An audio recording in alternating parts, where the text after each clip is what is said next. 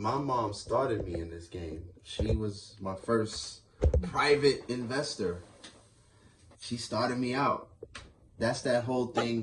Yeah, if you've never heard it, it's like if you heard the term, hey, you could do real estate with no money down. I'm like, well, how you do real estate with none of your own money? How you do that? And so, I said, hey, my mom could probably sign for a house for me. That ain't my money. It's not my money. It's not my credit. She had always wanted to do something like that because we grew up in a place where I grew up in like a 60-unit apartment building where there was people on top of people all over each other, like right on top of each other. So we were all on top of each other. That's what I consider apartment buildings.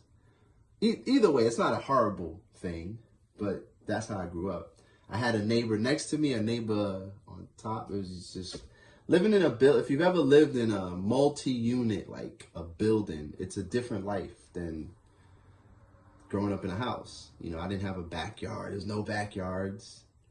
The backyard was the courtyard in the back.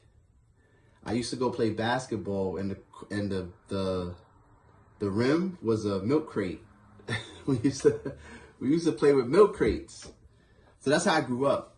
And I used to always hear, there was always a story in my household, there was always a story of buying a house, a dream house. That was the story. The story was, hey, love to get a house, love to have a house, and would love to do that. But for some reason, it never happened in my household. It never happened. So as I got older, I would ask the question, hey, Mom, why it never happened? She'd be like, because ask your dad. He knows why it never happened. Ask your father. You know how mothers, they'd be like, ask your father, don't ask me. I'm like, really? What happened? Well, she's like, oh, he's always listening to those other people, listening to his family and blah, blah, blah. Every time we get something or we get close to something, or somebody said, oh, you don't want to own a house because the boiler's going to break down or the roof is going to cave in. Like, it's a lot of responsibility. So all these people with houses would pump fear as to what could go wrong with a property. This is a story that my mom told me. So I'm telling you the story as of Mother's Day as well. My other people would pump fear into them as a couple together about what could happen. Houses are so expensive to maintain, and you got a mortgage, and stay in your apartment. They had a rent stabilized apartment. So stay in your apartment.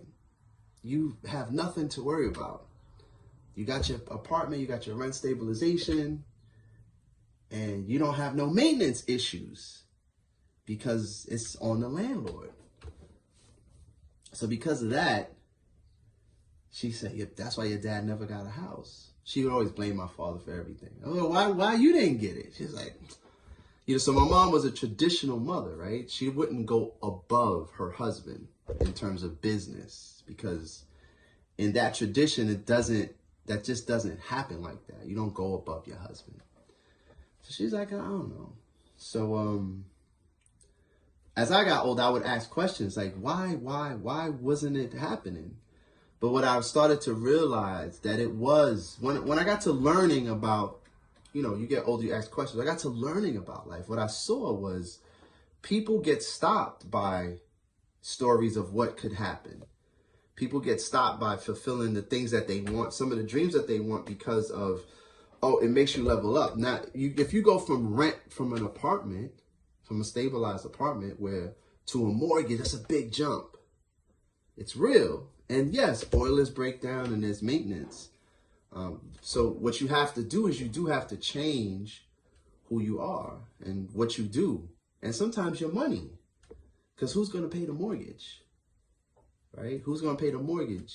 Because it's such a big difference for the house that you want. So because of that, they never got it. So when I got older and I was like, oh, well, I want to get into real estate. I'm this guy. I'm like, I want to jump in and do it. And she said, all right, you do it. You do it. I'll support you. You do it. And that's what happened. That's what happened. I got into it, and she supported me, and she helped me get my first rental property. My mom, my late mother.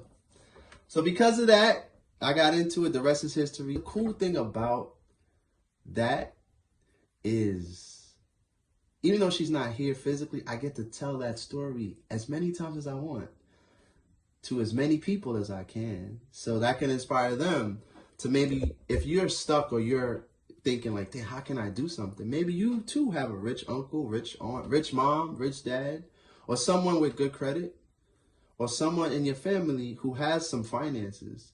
If you're struggling financially, and it can help you get started in this type of business. Some people say, well, I ain't got nobody. Yeah, you probably don't. But Visa and MasterCard can help you too, if you know how to use them, if you know how to have a conversation with them. Bank of America might help you. Citibank might partner up with you. Chase, or some other no-name bank. What we're here to say is what that just means is really nothing can stop you if you really want to get things done. Not even the money. The money will never stand in your way because there's enough money out there to get started. The only thing that most people lack is the willingness to learn how to get certain things, because it gets uncomfortable. The minute you see, well, damn, I gotta learn a new strategy, then it gets hard. All right, because we don't always want to work.